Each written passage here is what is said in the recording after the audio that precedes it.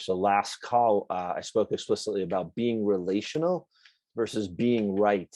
And I want to say that's, if you can remember 5 words, um, there's a how in that that's just deeper under the hood. But if you could just notice in any moment, shit, am I just want to be right or am I want to be relational? And what does being relational mean?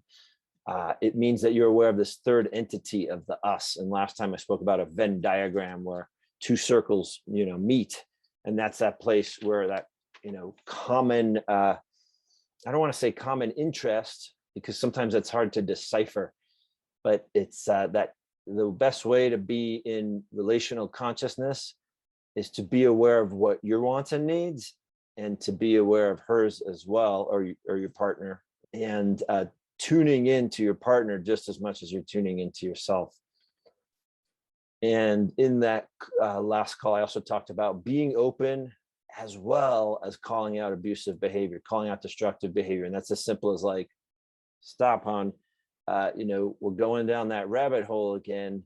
And we know that's destructive. And I also spoke about how there's nothing that unites us like a common enemy. So how can you and your partner team up against destructive behavior? Well, a lot of times, especially with a female partner, she just wants to express herself and she's got to get it out. And any attempts you make to pause or interrupt or, put any kind of short circuit on her expression, it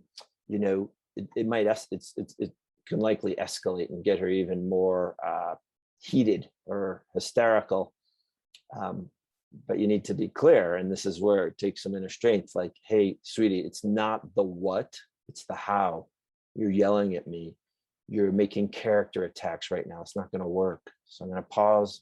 Why don't you be with you? Because it's clear to me that you're in me consciousness and not us consciousness. Or a lot of times, I don't even like to say that statement. I like to ask her, are you in us consciousness or me? And let her answer the question. And if you have a partner who's like, don't give me this crap, I just need to talk. You're just like, okay, when you calm down, go be with yourself. I'll be back. And always important to reschedule, meaning like, I'll be back in 5 minutes. I'll be back in 15 minutes. I'll be back in 20 minutes, or I'll check back in tonight. So important. And that's, in the archetypes, you may have heard of, warrior, lover, magician, king, and that's the warrior. And a lot of times we think love has to be soft and sweet and just loving. No, love needs to be fiercely protected with a warrior. And we have this opportunity to take masculine leadership in our relationships.